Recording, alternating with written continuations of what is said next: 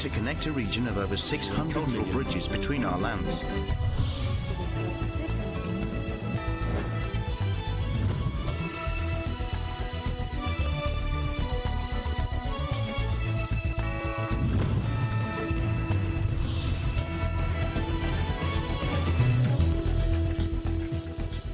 Good evening, I'm Alma Angeles and you're watching ASEAN in Focus on tonight's headlines. At least 31 Thai Navy sailors were missing today after their vessel sank off the southeastern coast of Thailand. The public will be able to access and secure documents of the proposed Maharlika Investment Fund and Maharlika Investment Corp, including investment plans and audit documents based on the current version of the legislative measure. Rescue workers scoured muddy terrain for survivors and bodies on Saturday as the death toll from a landslide at an unauthorized campsite in Malaysia rose to 24, including 7 children. And later, meet Malaysian wrestler Nor Phoenix Diana. A hijab-wearing Nor Diana is spearheading attempts to break down the gender barrier in the niche male-dominated sport in Malaysia.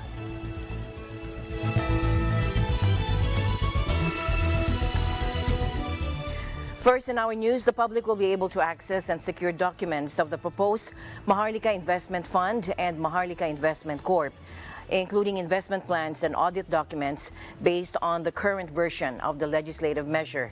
House Speaker Martin Romualdez said the version of House Bill 6608, approved by the House of the Representatives on third and final reading, included another transparency measure to allay the public's concerns on the MIF's accountability. Under Section 43 of the approved HB 6608, all documents of the MIF and the Maharlika Investment Corp, the independent body created to manage the fund, will be open, available, and accessible to the public. The documents covered by Section 43 include, but are not limited to, the following: all investments thereof, whether planned or under negotiation by the MIC and on the portfolio of the MIF, the statements of assets and liabilities of the members of officials of the Board of Directors, Risk Management Unit, and Advisory Board, the salents of those who appointed and designated the said members and officials, audit documents from the internal auditor, external auditor, and the COA, and similar documents and information. HB 6608 also mandates that the records on the MIC's investment activities will be secured and maintained pursuant to the rules of the National Archives of the Philippines, the disclosure rules under Republic Act 8799 or the Securities Regulation Code, or the Revised Corporation Code and other relevant laws, rules, and regulations will also apply to the MIC. The House of Representatives approved on third and final reading HB 6608 last week with an overwhelming vote of 279 lawmakers, following President Marcos Jr.'s certification of the legislative measure as an urgent bill. The Department of Health said it has placed all local hospitals on high alert ahead of the New Year's celebrations. DOH officer in charge, Maria Rosario Vergeres, said they are on high alert for all individuals with injuries and emergencies. Let's listen in. Ating ang bagong taon, tayo po ay nagse-celebrate with a bang. Ibig sabihin, gumagamit ng firecrackers. So tayo po ay pinapaalalahanan pa rin natin ang ating mga kababayan na ito po ay harmful sa ating health. No? So unang-una, it can cause injuries na taon-taon po ay minomonitor natin. So sana lalo na yung mga kabataan, kung tayo po ay gusto talaga magkaroon ng mga pailaw, yung mga pailaw na lang ang gamitin natin na malalayo sa atin na hindi na hinahawakan. Huwag na ho yung mga sumasabog dahil nakakakos po ng injuries yan. Marami na pong kababayan natin ang nawala ng kamay, ng mga daliri dahil po sa ganito, nabulag dahil po dito sa firecrackers na ito. The DOH called upon the local government units and the private sector to join the support and the campaign to help reduce the number of firework-related injuries and casualties. The DOH also assured that it'll be proactively monitoring and conducting surveillance activities of the situation on the ground. In tonight's other news, at least 31 Thai Navy sailors were missing today after their vessel sank off the southeastern coast of Thailand, according to a naval spokesperson. Now, the HTMS Sukhothai was patrolling the Gulf of Thailand, roughly 20 nautical miles from Bang Sapan Pier in southern Prakwap Kirikan, when it ran into strong tides and took on water late Sunday night. A rescue mission was launched after the vessel's electronic system was damaged, with pictures shared by the Navy showing the ship dramatically heeling to one side. A statement also said 75 of the 106 personnel on board were pulled from the waters in a rescue operation involving 2 Seahawk helicopters, 2 frigates, and 1 amphibious ship. Officials said the ship went down after it took on water, flooding its hull and short-circuiting its power room. With the power loss, crew battled to retain control of the ship, which listed onto its side before sinking at around 23:30 local time.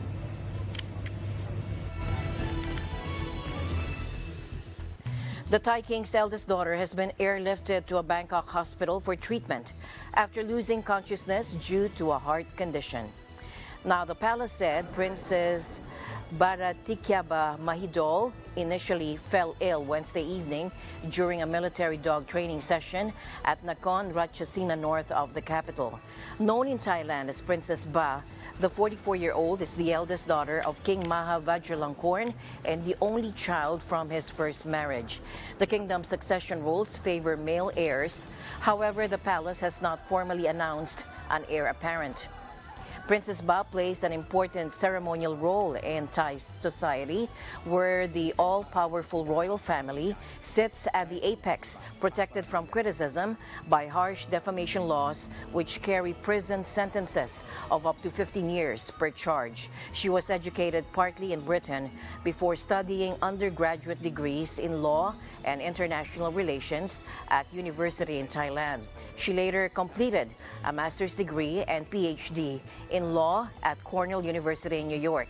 She was Thailand's envoy to Austria in 2012 and permanent representative to the UN office in Vienna.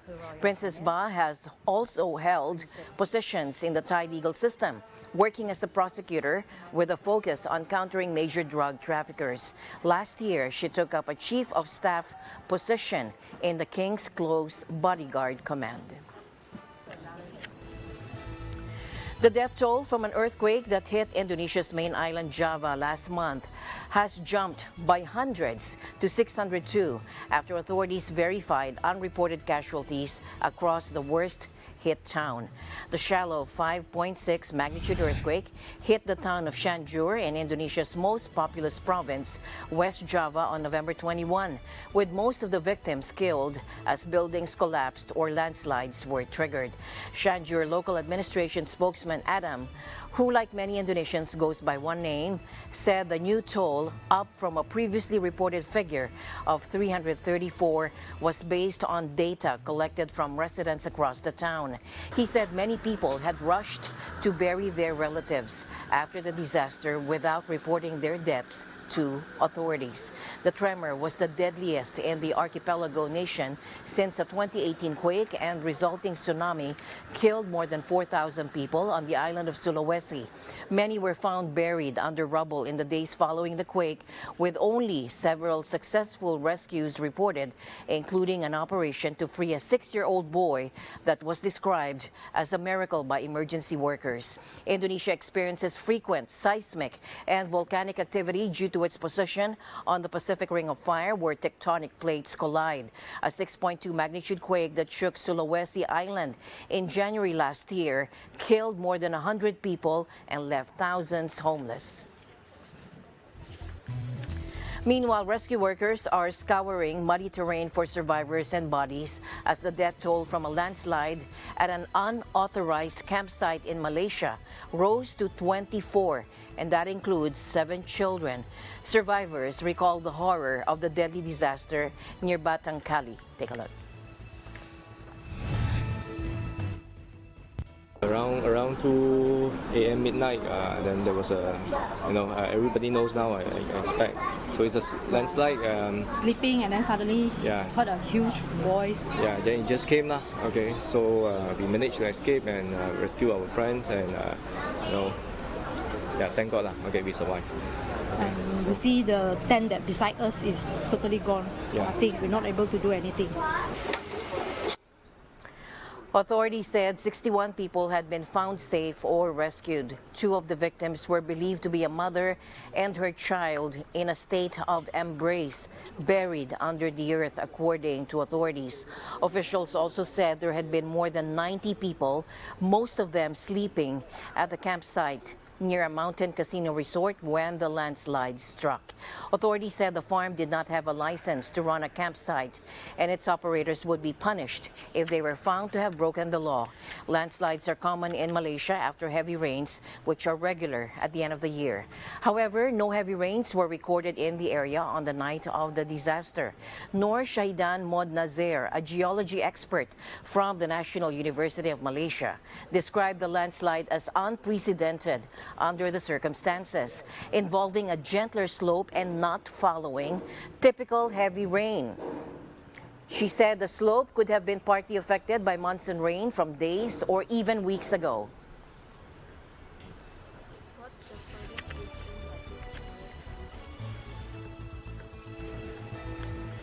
Asian markets fell on Monday as traders weigh the prospect of a global recession caused by central bank moves to fight inflation. Equities took a turn south last week after monetary policymakers around the world signaled that while price rises appear to be stabilizing, more work would be needed to get them under control. All three main indexes on Wall Street ended sharply lower Friday after the Federal Reserve warned that it would continue tightening monetary policy into 2023. Now, that was followed by similar warnings from the European Central Bank and Bank of England, while data suggested economies were feeling the pinch, dealing a blow to sentiment heading into the holiday break.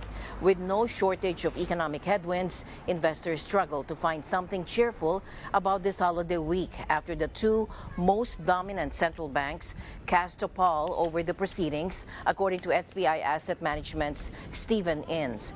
The sell-off in New York fed through to Asia, where Tokyo shed more than 1%, while Hong Kong, Shanghai, Taipei, Seoul, Manila, Jakarta, and Wellington were all in negative territory. Meanwhile, people with COVID-19 symptoms in one of China's largest cities can now go back to work as normal. According to state media today, a dramatic reversal in a country where a single case could previously send thousands into lockdown. The world's most populous nation is unwinding years of hardline coronavirus policy, with COVID spreading rapidly in the wake of the official end of mass lockdowns, testing, and quarantines. And with authorities admitting the outbreak is impossible to track, the southern megacity of Chongqing, home to around 32 million people, became one of the first parts of China to let people work normally, even with visible symptoms. The Chongqing Daily reported Monday, citing a notice from municipal authorities. The notice, issued Sunday, said that mildly symptomatic government, party, and state workers can work as normal after undertaking personal protections in accordance with their physical conditions and needs of their jobs. It also urged residents not to take virus tests unnecessarily or require people to show a negative result, with expectations for certain facilities such as care homes, schools, and prisons. China is in the first of an expected 3 waves of COVID cases this winter, according to the country's chief epidemiologist, Wu Zhenyu. Further waves will come as people follow the tradition of returning en masse to their home areas for the Lunar New Year holiday next month. China hasn't reported any COVID deaths since December 7, when it abruptly ended most restrictions. Local governments across China have generally encouraged people to isolate at home while recovering from the disease, a dramatic shift from the previous policy of herding people into state quarantine facilities. Now, climate change has most likely driven an unprecedented number of larger and more deadly cholera outbreaks around the world this year. The UN World Health Organization said, with this warning, and data points to infection hotspots in around 30 countries, whereas in the past 5 years, fewer than 20 countries reported outbreaks on average. The World Health Organization's cholera expert, Dr. Philippe Barbosa, told journalists in Geneva that the map is under threat from cholera everywhere. Take a look. The situation is quite unprecedented. So not only we are seeing more outbreaks, but these outbreaks are larger and more deadly than the one we have seen in the past years. And this increase in number of cholera outbreaks is occurring after several years of regular reduction in the number of cases and deaths.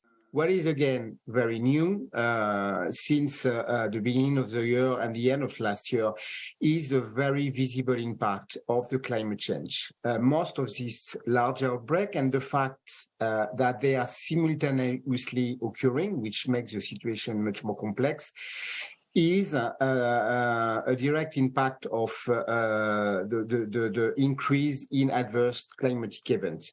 For example, in the Horn of Africa, in the Sahel, but also in other parts of the world, major floods, unprecedented monsoons, succession of cyclone.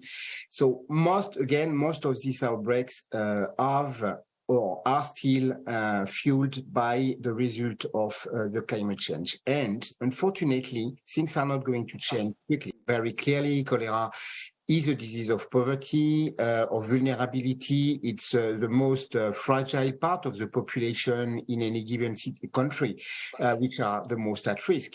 And for very simple reason, it's just because they don't have access to safe water and to basic sanitation.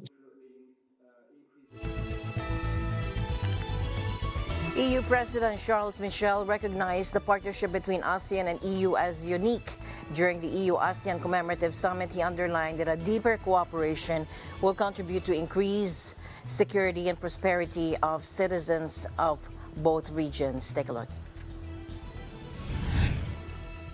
The EU-ASEAN partnership is unique. It brings Europe and Asia closer together to increase the security and prosperity of our citizens. The EU is ASEAN's second largest foreign investor and third largest trading partner. Together, we represent over 1 billion people in 37 countries. So, our partnership is a major force with great potential to tackle global challenges like climate change, digital transition, and free and fair trade. The Indo-Pacific is a region of growth and opportunity. And as a strategic partners, we are strong advocates for multilateralism and the international rules-based order. We share the strong belief that global challenges can only be addressed by working together.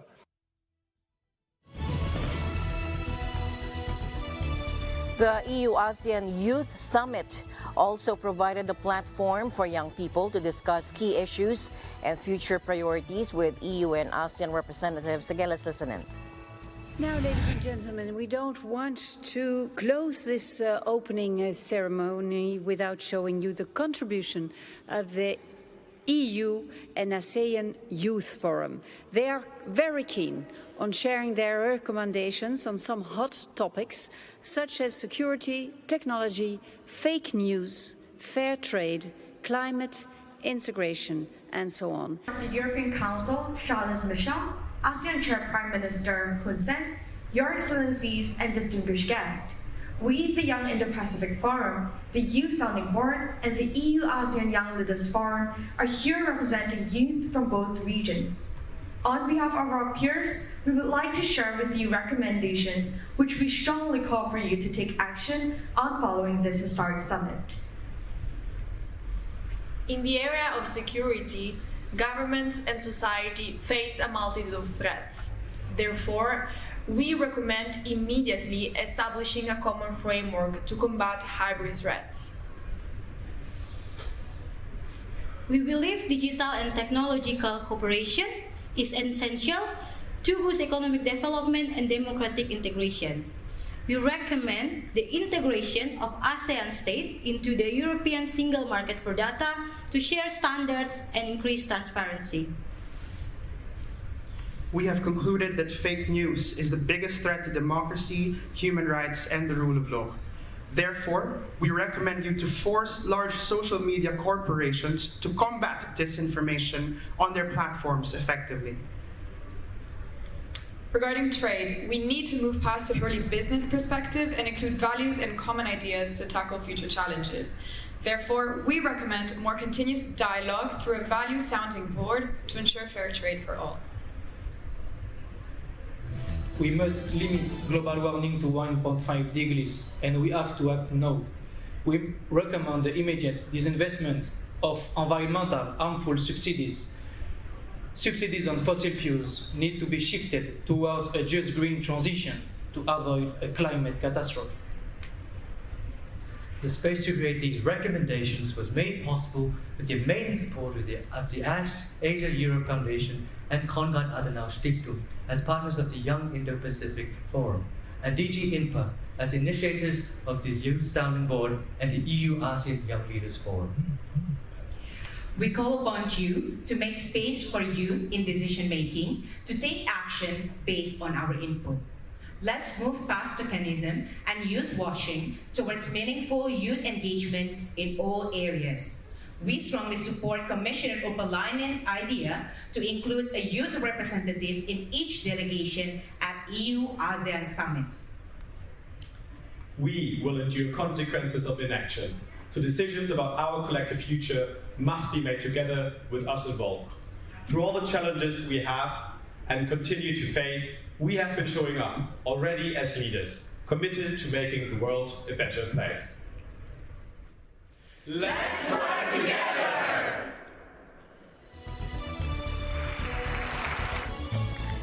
Malaysian wrestler Nor Phoenix Diana executes a spectacular aerial maneuver and then wraps her arms around her opponent and slams her down in the ring as hundreds of spectators cheer. Hijab-wearing Nor Diana is spearheading attempts to break down the gender barrier in the niche, male-dominated sport in Malaysia. Let's take a look.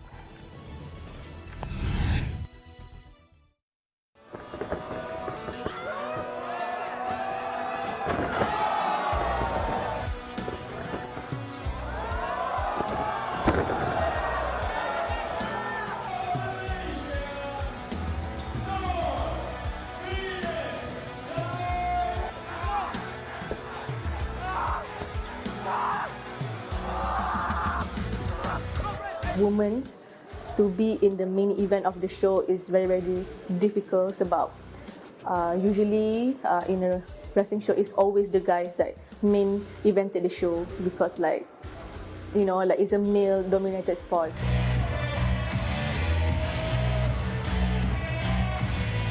We just need to take away the taboo. Just need to take away the perspective that women wrestling is just for eye pleasure. But we should take them seriously as well, that they can put on amazing matches.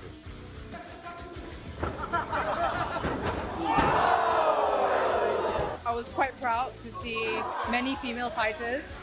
It's very rare to see a lot of strong female being put on screen. I think it's a really big moment for Malaysia, and it's just you just feel really pumped, you know.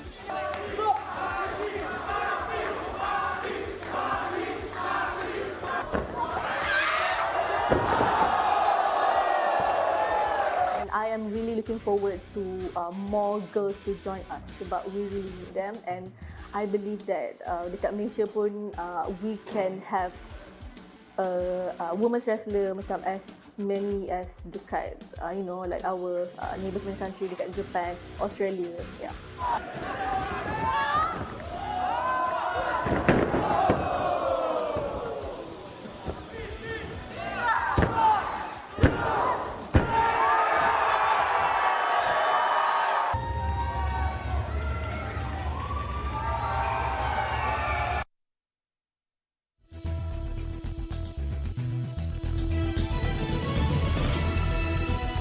As my usual habit, I'd like to end the day on a positive note. Let's encourage and build each other up so that no one is left behind. And that's it for tonight's broadcast of ASEAN in Focus. I'm Alma Angeles. Stay in the news because we live in extraordinary times. Good night.